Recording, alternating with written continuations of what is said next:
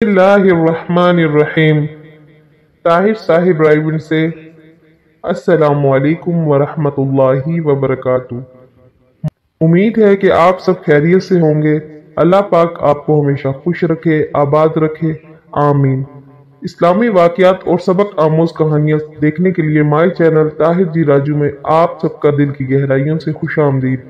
अगर आपने मेरा चैनल सब्सक्राइब नहीं किया तो प्लीज सब्सक्राइब कर लें, बेल आइकन पर क्लिक करना ना भूलें, वीडियो को पूरा जरूर देखें। शादी से पहले बेटी, पापा मैं किसी की गुलामी नहीं कर सकती।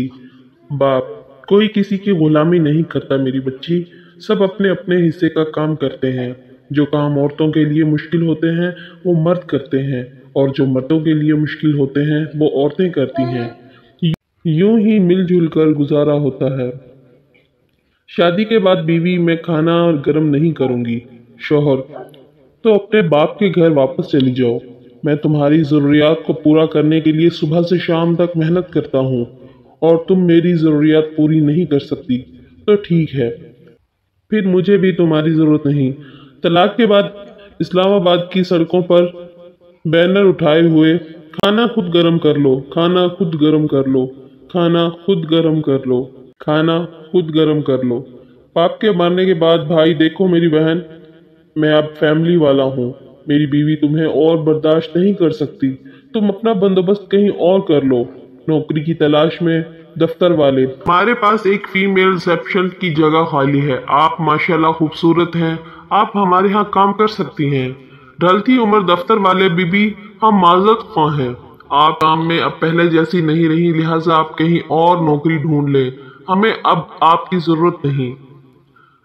जालिम बुढ़ापा, नई जगह वाला, मोहतरमा आपकी इतनी उम्र हो गई है, अब मैं आपको क्या नौकरी दूं? अब तो आपको आराम से अपने बच्चों की कमाई खानी चाहिए। बैनर वाली आंटी, मेरे बच्चे नहीं हैं, कोई नहीं है मेरा। न्यू दफ्तर वाला, ओ चले मैं आपके लिए कुछ करता हूँ।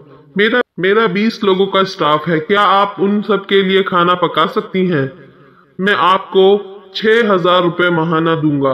लिबरल आंटी, सिर्फ 6,000 रुपए? न्यू दफ्तर वाला, मैं जानता हूँ कि इन 6,000 में आपकी जरूरियात पूरी नहीं होती, मगर मैं मजबूर हूँ, मेरे पास इससे ज्यादा गुंजाइश नहीं है। बैनर वाली आंटी, ठीक है, मुझे मंजूर है। इसकी आंखों से आंसू ज़ारों ज़ार बह रहे थे और सोच रही थी कि काश जवानी में ही खाना गर्म कर देती तो आज ये दिन न देखना पड़ता। हमारे लिए ये ही सबक मिलता है कि अगर हम अपनी जिम्मेदारियों को बखूबी अंजाम दें तो हमें पछतावे की भेंट नहीं चढ़ना पड़ता।